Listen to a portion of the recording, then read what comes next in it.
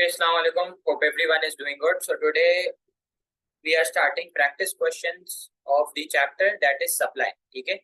So let's start without any delay.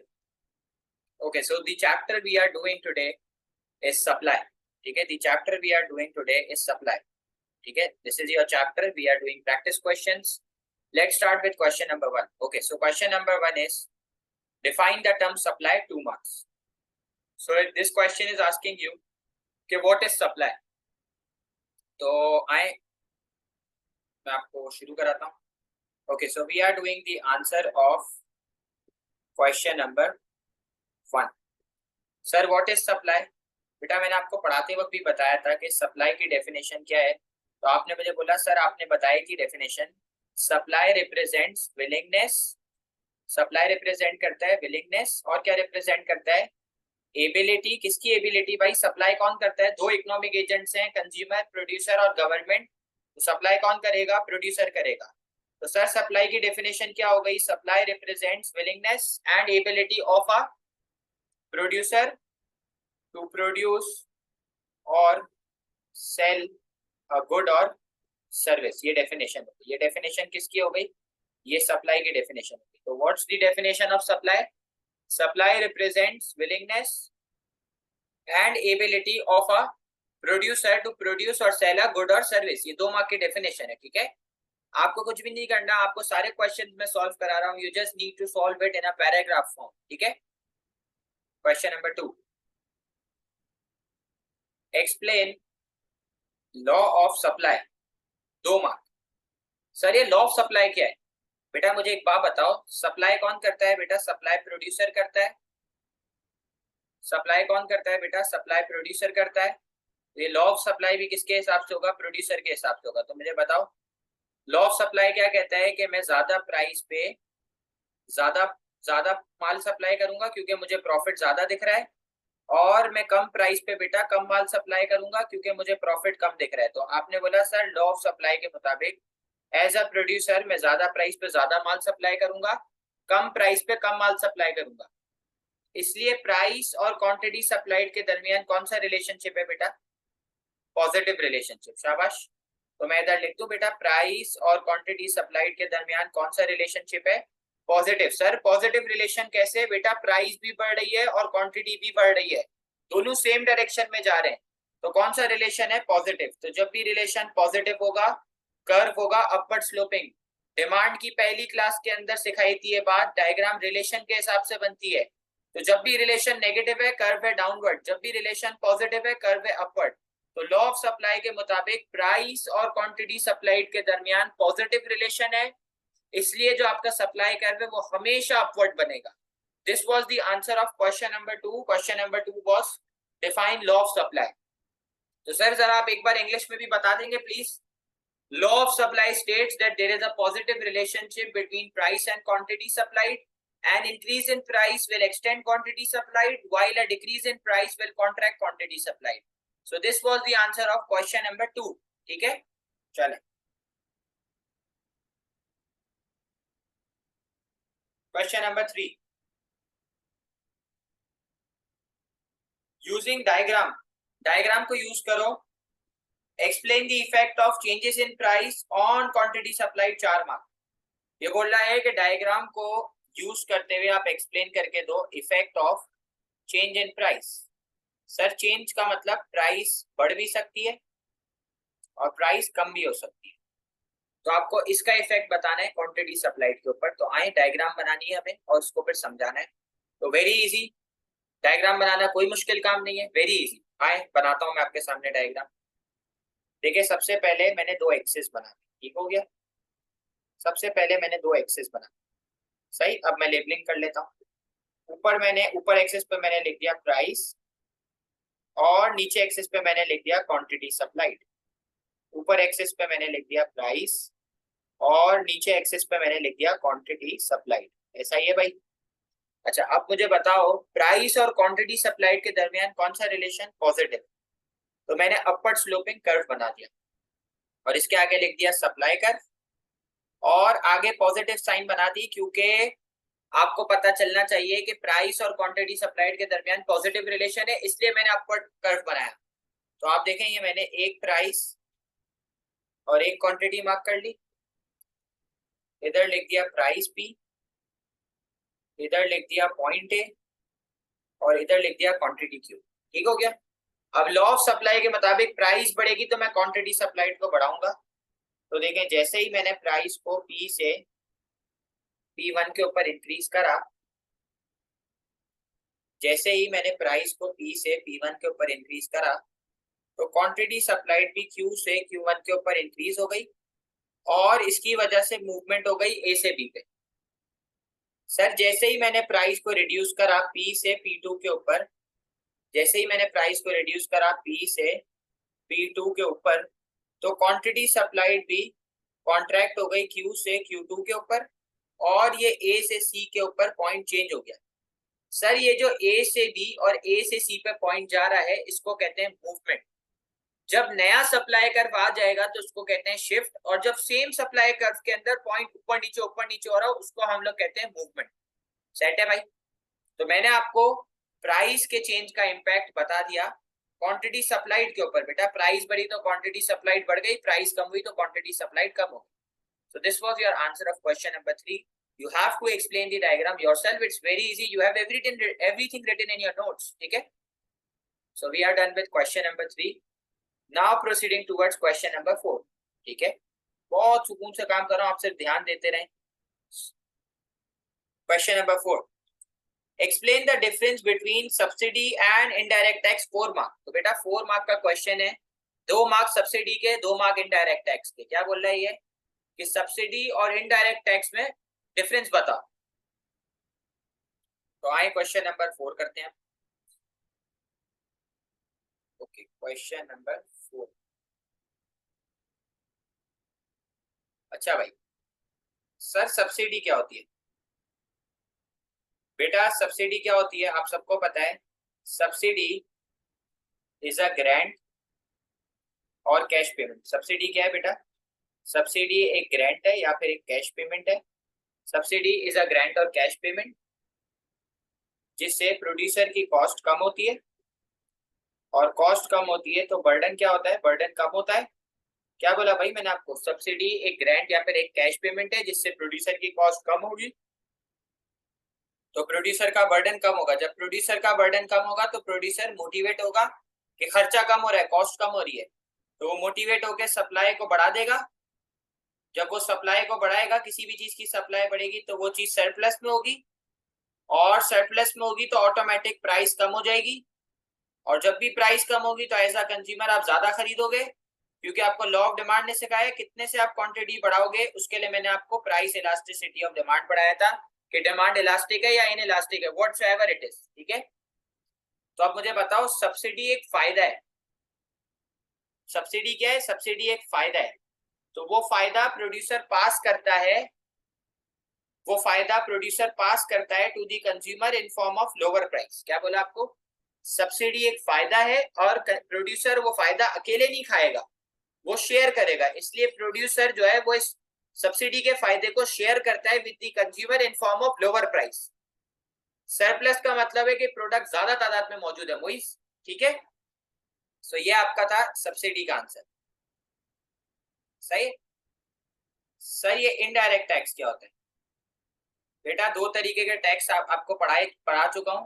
पहला tax जो आपको पढ़ाया था वो पढ़ाया था डायरेक्ट टैक्स। डायरेक्ट टैक्स वो टैक्स होता था जो इनकम पे लगता था और कंपनी के प्रॉफिट पे लगता था। जो इनकम टैक्स पे लगता है उसको कहते हैं जो इनकम पे लगता है उसको कहते हैं इनकम टैक्स। जो कॉर्पोरेशन टैक्स पे लगता है उसको कहते हैं कंपनी के प्रॉफिट पे जो लगता है उसको कहते हैं कॉर्पोरेशन टैक्स। सर सवाल ये है कि ये इनडायरेक्ट टैक्स कहाँ लगता है? बेटा इनडायरेक्ट टैक्स वो टैक्स है जो गुड्स एंड सर्विसेज पे लगता है। किस पे लगता है? गुड्स एंड सर्विसेज के ऊपर। तो मैंने इधर क्या लिख दिया? Indirect tax is a tax on goods and services. Sir हमारे मुल्क में ये लगता है किस फॉर्म में? जीएसटी की फॉर्म में। जीएसटी बोले तो general sales tax. Sir UAE के अंदर और दुनिया के हर कंट्री के अंदर किस फॉर्म में लगता है? वीएटी मतलब वैल्यू एडेड टैक्स। हमारे मुल्क में लगता है जीएसटी। 13% जीएसटी हमारे मुल्क में ये रेट चल रहा है आजकल, और बाहर मुल्क में लगता है वीएटी। सर जब टैक्स लगेगा तो प्रोड्यूसर की कॉस्ट बढ़ेगी, और जब कॉस्ट बढ़ेगी तो प्रोड्यूसर का बर्डन इस बार बढ़ेगा, और जब बर्डन बढ़ेगा तो इस बार प्रोड्यूसर मोटिवेट नहीं होगा, इस बार प्रोड्यूसर डीमोटिवेट होगा, और डीमोटिवेट होके प्रोड्यूसर सप्लाई को क्या कर देगा, कम कर देगा। जब वो सप्लाई को कम करेगा तो उसकी वजह से क्या होगी, उसकी वजह से शॉर्टेज होगी, और जैसे ही शॉर्टेज होगी तो प्राइस ऑटोमेटिक बढ़ जाएगी, और जब भी प्राइस बढ़ेगी तो क्वांटिटी डिमांड कम होगी। कितने से क्वांटिटी डिमांड कम होगी हमें पीईडी बताएगा। तो अब मुझे एक बात बताओ, सर कॉस्ट बढ़ेगी तो प्रोड्यूसर ये कॉस्ट अकेले थोड़ी बेयर करेगा, वो पास करेगा to the consumer in form of higher prices. Sir जब वो सब्सिडी का बेनिफिट पास कर रहा था कंज्यूमर को इन फॉर्म ऑफ लोअर प्राइस, तो वो इनडायरेक्ट टैक्स का कॉस्ट के बढ़ने का बर्डन भी तो पास करेगा to the producer in form of higher price. ठीक है बेटा। बेटा इमरान खान सब्सिडी की एग्जांपल एक गर्ल ने पूछी है मुझसे, तो मैं उसको जवाब दे रहा हूँ, आप लोग सब भी सुन ले। इमरान खान गया रशिया के पास और उसने रशिया को जाके बोला कि सर हमें गरीब मुल्क है, हमें जो है ना वो आप पेट्रोल सस्ते में दे। तो इमरान खान ने जो है वो रिलीफ दिया। इमरान खान ने क्या दिया, इमरान खान ने जो है वो रिलीफ दिया। इमरान खान ने रिलीफ दिया तो इसको कहते हैं ग्रांट। जब इमरान खान ने जेब से पेट्रोल के पैसे दिए थे तो उसको कहते हैं कैश पेमेंट, दोनों से प्राइस कम होगी। ठीक हो गया भाई। So this is the answer of question number 4. Sir English में बता दें। Subsidy is a grant or cash payment provided by the government to the producer which reduces cost and burden of the producer, which will motivate him to increase his supply creating surplus, या फिर यहां तक रख लो which will motivate him to increase his supply, क्योंकि 4 mark का question. Indirect tax is a tax on goods and services in form of GST and VAT, which increases cost and burden of producer, which will demotivate him to reduce his supply. That's it. आपको question number 4 मैंने करवा दिया। ठीक है, अच्छा यहां तक सबको क्लियर है तो मुझे ऑल 43 पार्टिसिपेंट्स जवाब दे दें प्लीज। क्वेश्चन नंबर 4 तक we are done. Okay, I am waiting for everyone's response.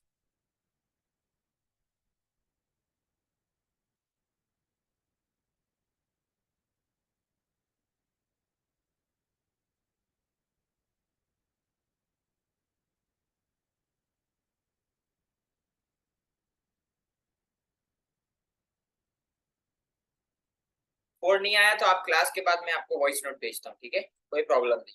आपको एक और बार अलग से प्राइवेट पे समझा, ठीक है भाई। You can watch the recording again as well, ठीक है।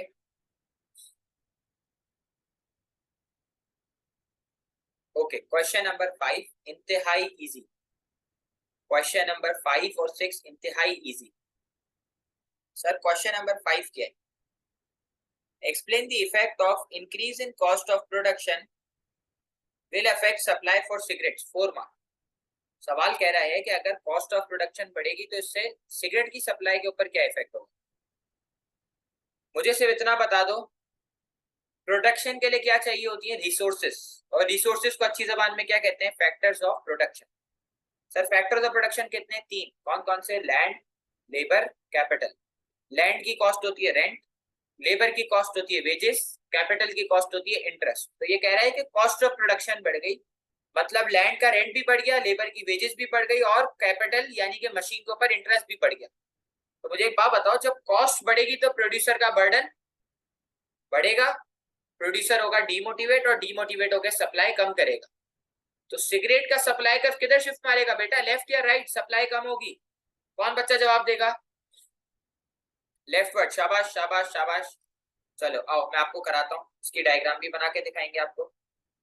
आपने बोला सर क्वेश्चन नंबर 5, आपने बोला सर कॉस्ट ऑफ प्रोडक्शन, अगर कॉस्ट ऑफ प्रोडक्शन सर बढ़ेगी, कॉस्ट ऑफ प्रोडक्शन बढ़ेगी तो प्रोड्यूसर की कॉस्ट बढ़ जाएगी, कॉस्ट बढ़ेगी तो प्रोड्यूसर का बर्डन बेटा बढ़ जाएगा, और जब बर्डन बढ़ेगा तो प्रोड्यूसर मोटिवेट नहीं होगा, प्रोड्यूसर होगा डीमोटिवेट।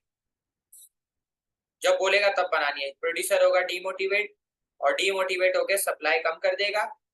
जब सप्लाई कम करेगा तो शॉर्टेज होती है, और शॉर्टेज होती है तो प्राइस ऑटोमेटिक बढ़ जाती है, और जब प्राइस बढ़ेगी तो क्वांटिटी डिमांड कम होगी।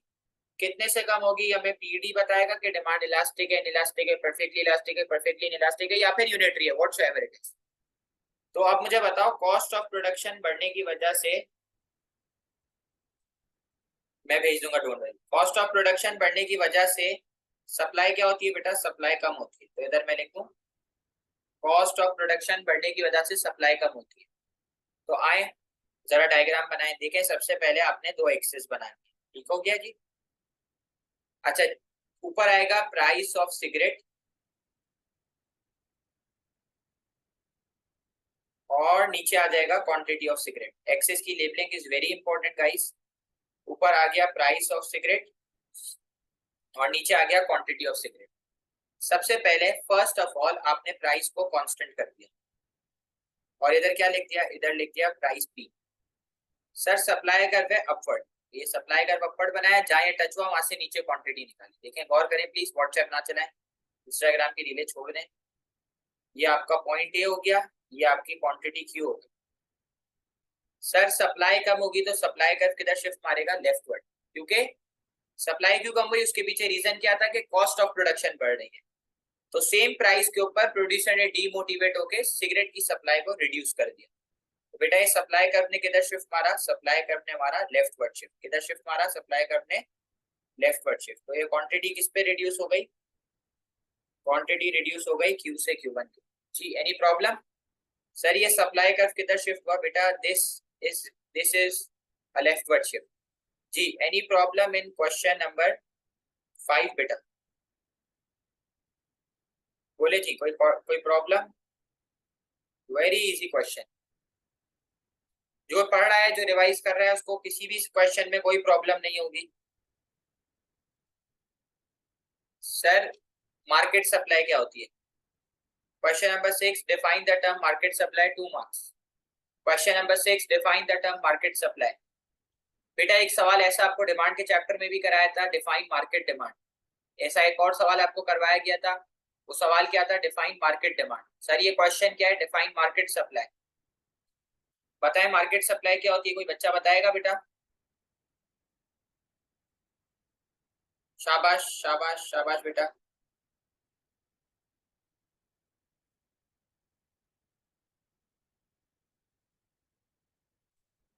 मैं बताता हूँ आपको बेटा। हयान प्राइस कांस्टेंट इसलिए रहेगी क्योंकि subsidy, indirect tax, cost of production, technological advancement, these all are other factor. ठीक है, अदर फैक्टर के केस के अंदर प्राइस कांस्टेंट होती है। अगर नई टेक्नोलॉजी आ जाएगी तो सप्लाई बढ़ जाएगी। तो टेक्नोलॉजी की वजह से सप्लाई बढ़ी ना। एक चीज पहले भी ये एयरपोर्ट पहले भी 10 रुपए का था, आज भी 10 रुपए का है। ज्यादा इसलिए प्रोड्यूस हो रहा है क्योंकि अब नई टेक्नोलॉजी आ गई है। सर सब्सिडी मिलेगी तो उससे सप्लाई बढ़ जाएगी, प्रोड्यूसर मोटिवेट होकर सप्लाई बढ़ा देगा, माल ज्यादा बनाएगा कि गवर्नमेंट मदद कर रही है। इनडायरेक्ट टैक्स लगेगा, इस एयरपोर्ट पे टैक्स लग जाएगा तो प्रोड्यूसर कम बनाएगा, बोलेगा फायदा क्या है, मेरा प्रॉफिट तो कम हो रहा है ना। ठीक है सर, क्वेश्चन नंबर 6 है define the term market supply. तो बेटा याद रखना, मार्केट सप्लाई की पहले मैं इधर डेफिनेशन लिखूंगा। Market supply is horizontal summation of all individual supply curve. इसका क्या मतलब है बेटा, इसका मतलब है कि जो मार्केट सप्लाई है ना, ये सारे सप्लाई कर्व को मिला के बनाए। सर कोई एग्जांपल, यस एग्जांपल दे देता हूं। एक प्रोड्यूसर है फहद जो बनाता है 100 यूनिट्स। एक प्रोड्यूसर है ताहा जो बनाता है 210 यूनिट्स। एक प्रोड्यूसर है महाद जो बनाता है 90 यूनिट्स। एक प्रोड्यूसर है अरहम और वो बनाता है 12 यूनिट्स। तो अगर मैं आपसे पूछूं ना ये चार कौन है, ये एक अलग प्रोड्यूसर है, ये एक अलग प्रोड्यूसर है, ये एक अलग प्रोड्यूसर है, ये एक अलग प्रोड्यूसर है। तो अगर मैं आपसे पूछता हूँ मार्केट सप्लाई क्या होगी, टोटल सप्लाई कितनी है, तो आप मुझे बोलोगे सर इन चारों की सप्लाई को अगर मैं ऐड कर दूंगा तो मेरे पास मार्केट सप्लाई आएगी। तो क्या क्या ऐड करूं, फहाद की सप्लाई प्लस ताहा की सप्लाई प्लस अरम की सप्लाई प्लस महाद की सप्लाई। तो इन सबको जब मैं ऐड करूंगा तो मेरे पास मार्केट सप्लाई आएगी। तो मैंने क्या करा, मैंने ऐड करा सबको। तो मुझे बताओ कितना होगा, आंसर आएगा 312 यूनिट्स। ये आपकी मार्केट सप्लाई। बेटा क्वेश्चन नंबर 6 क्लियर है। तो फिर मैं लास्ट क्वेश्चन नंबर 7 की तरफ प्रोसीड करूँ। अगर आप लोग क्वेश्चन नंबर 6 के लिए अप्रूवल देंगे कि क्वेश्चन नंबर 6 क्लियर है आपको, फिर मैं क्वेश्चन नंबर 7 की तरफ जाऊँ। जी, 45 students waiting for your reply.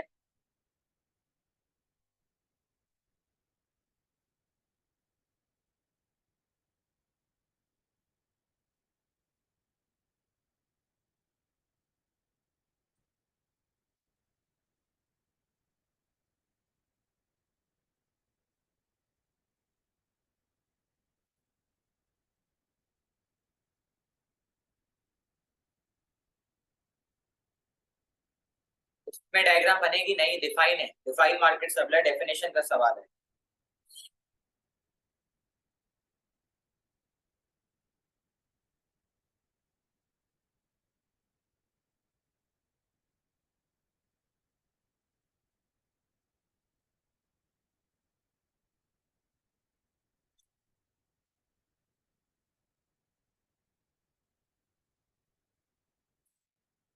Okay चले, मैं क्वेश्चन नंबर 7 जा रहा हूँ, last question for today. So very easy question, सिर्फ आप लोगों का ध्यान चाहिए अगली 10 मिनट तक। Question number 7, explain the difference between changes in supply and changes in quantity supplied। 4 marks. ये सवाल और किस वर्डिंग से आ सकता है? Explain the difference between movement along supply curve and shift along supply curve.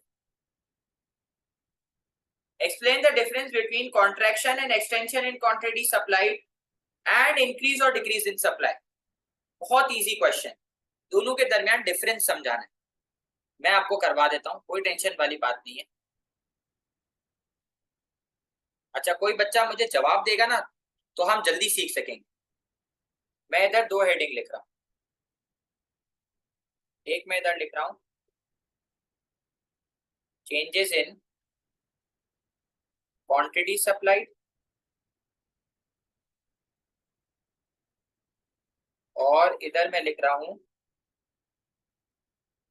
Changes in supply.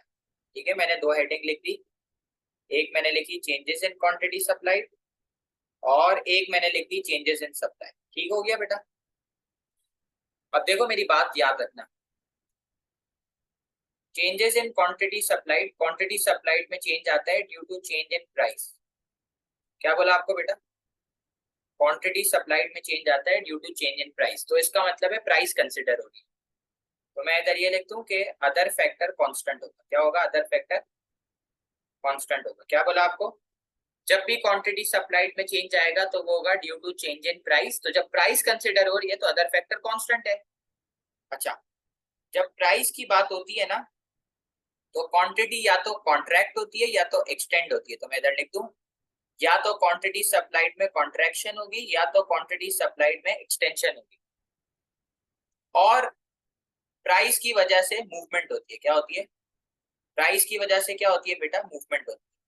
तो आपको मैंने क्या बताया? मैंने आपको ये बताया मेरे प्यारे बेटा, मेरे प्यारे बच्चों, कि क्वांटिटी सप्लाइड में चेंज आता है due to change in price. Price के ऊपर नीचे होने की वजह से जो चेंज है वो क्वांटिटी सप्लाइड में आएगा, और सिंस प्राइस को कंसिडर करा जा रहा है तो जो है वो अदर फैक्टर कांस्टेंट होगा, और जब प्राइस बढ़ेगी तो क्वांटिटी सप्लाइड बढ़ेगी लॉ ऑफ सप्लाई के मुताबिक, और जब प्राइस कम होगी तो क्वांटिटी सप्लाइड कम होगी। तो सप्लाई कर्व में क्या होगी? मूवमेंट होगी। मैं डायग्राम भी बनाऊंगा आपके लिए, टेंशन नहीं लो।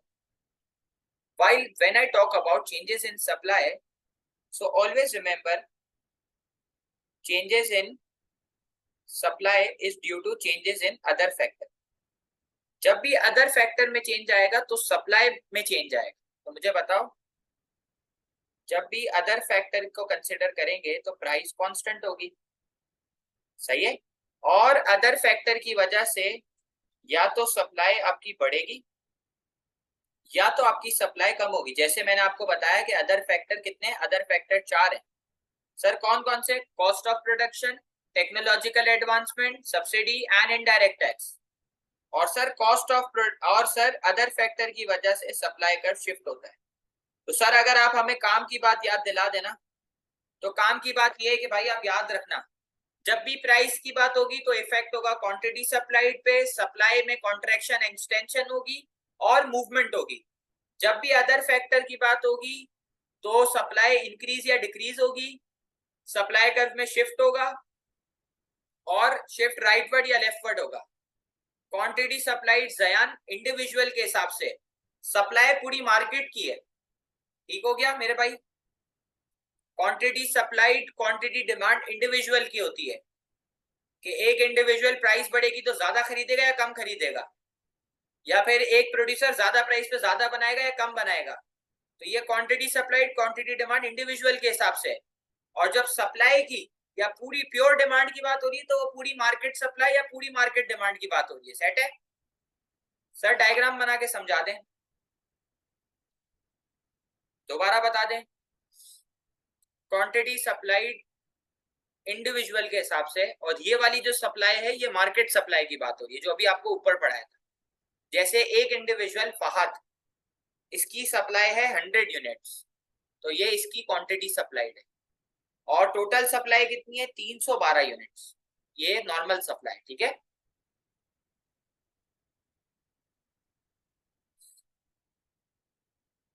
सही, ओके। अब देखें, मैं आपको डायग्राम बना के डिफरेंशिएट करके दिखा रहा हूं। देखो, सबसे पहले आपने दो एक्सेस बना दी, ऊपर आपने लिख दिया प्राइस और नीचे आपने लिख दिया क्वांटिटी सप्लाई। ठीक हो गया? एक बार वापस बता देता हूँ, 2 मिनट रुको। ये मैंने सप्लाई कर अपवर्ड बना दिया और आगे पॉजिटिव साइन डलाई, पेपर में नहीं डालनी। पॉजिटिव साइन क्यों डाली? ताकि आपको याद रहे कि लॉ ऑफ सप्लाई के मुताबिक price and quantity supplied had a positive relation, that's why it's upward sloping. Sir ये मैंने एक प्राइस और एक क्वांटिटी मार्क कर दी, ये मैंने दूसरी प्राइस और दूसरी क्वांटिटी मार्क करी, तो इधर मैं लिख दूं, इधर मैं लिख दूं प्राइस पी, इधर मैंने लिख दिया पॉइंट ए, इधर मैंने लिख दिया क्वांटिटी क्यू। अब प्राइस बढ़ी पी से P1 के ऊपर, तो क्वांटिटी सप्लाइड इंक्रीज हो गई Q से Q1 के ऊपर, और एक बार मूवमेंट हो गई A से B के ऊपर। तो अब बताओ जरा, इसको क्या कहते हैं, इसको क्या कहते हैं? आ जाए बेटा, ये जो A से B पर हो रही है इसको बता दे क्या कहते हैं। ये जो A से B पर हो रही है इसको कहते हैं मूवमेंट। सेम कर्व के अंदर पॉइंट ऊपर नीचे, उसको मूवमेंट कहते हैं। ये क्वांटिटी सप्लाइड बढ़ रही है तो इसको कहते हैं एक्सटेंशन, अगर कम हो रही होती है तो उसको कहते हैं कॉन्ट्रैक्शन। सेट हो गया सर? दूसरी डायग्राम पर आता हूँ। अगेन सबसे पहले दो एक्सेस बना दी बेटा, ऊपर लिख दिया मैंने प्राइस और नीचे मैंने लिख दिया क्वांटिटी। ठीक हो गया सर? अदर फैक्टर के अंदर प्राइस कांस्टेंट होती है, तो ये प्राइस कांस्टेंट करी, ये सप्लाई कर्व अपवर्ड बना दिया, जहां टच हुआ वहां से क्वांटिटी निकाल दी नीचे ले जाकर। तो ये प्राइस कांस्टेंट, ये सप्लाई कर्व अपवर्ड, ये पॉइंट है, ये क्वांटिटी क्यू। अच्छा, हयान हैज अ क्वेश्चन कि सर प्रोड्यूसर ने क्वांटिटी सप्लाइड को क्यों बढ़ाया? बेटा क्योंकि प्रोड्यूसर काम करता है प्रॉफिट के लिए, उसको ज्यादा प्राइस पे ज्यादा प्रॉफिट दिख रहा है। Hayyan okay. अच्छा, अदर फैक्टर में प्राइस कांस्टेंट है, सप्लाई कर्व अपवर्ड बनाया, जहां टच हुआ वहां से नीचे क्वांटिटी निकाल दी। अब बताएं, सप्लाई बढ़ेगी तो राइटवर्ड शिफ्ट, सप्लाई कम होगी तो लेफ्टवर्ड शिफ्ट। ठीक है जी? अब आप देखें, सप्लाई बढ़ी तो सप्लाई कर्व ने हमारा S से S1 के ऊपर शिफ्ट, तो सेम प्राइस के ऊपर आपकी क्वांटिटी क्या हो गई? सेम प्राइस के ऊपर आपकी क्वांटिटी बढ़ गई। और जब आपकी सप्लाई कम होगी तो सप्लाई कर्व ने हमारा S से S2 के ऊपर शिफ्ट, तो सेम प्राइस के ऊपर आपकी क्वांटिटी बेटा क्या हो गई? आपकी क्वांटिटी कम हो गई। सेट है बेटा? तो सर ये किसको रिप्रेजेंट कर रहा है? बेटा ये रिप्रेजेंट कर रहा है किसको? ये सप्लाई कर्व क्या हो रहा है? पोजीशन चेंज कर रहा है। इट मींस ये सप्लाई कर्व क्या मार रहा है? शिफ्ट मार रहा है। तो मैं इधर लिख दूं, ये किसको रिप्रेजेंट कर रहा है? ये रिप्रेजेंट कर रहा है शिफ्ट इन सप्लाई कर्व, ये रिप्रेजेंट कर रहा है increase and decrease in supply.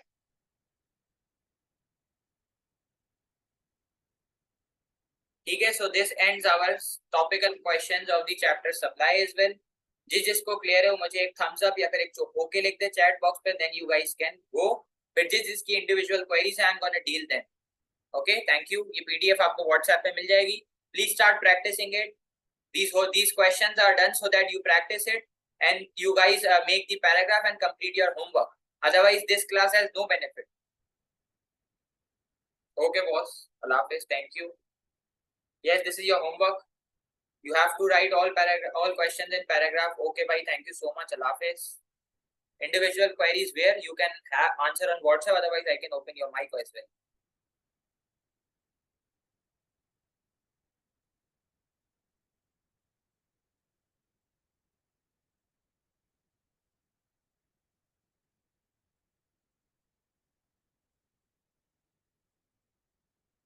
बेटा आपको क्लास रखने से पहले एक 24 घंटे पहले बताया जाता है कि आज क्लास है। ठीक है। ओके, तो अगर आप नहीं आ रहे तो वो आपका कंसर्न है, इट्स नॉट माय कंसर्न। ठीक है ना।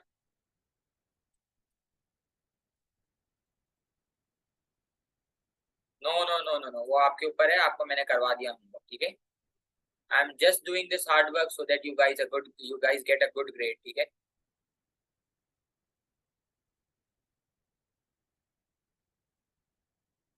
सबमिशन डेट बता दे बेटा, मंडे को पीएडी और सप्लाई दोनों का काम चाहिए।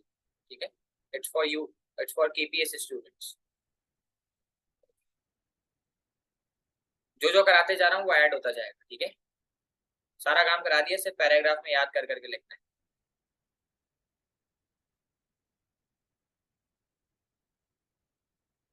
Okay okay okay, Allah Hafiz. Thank you.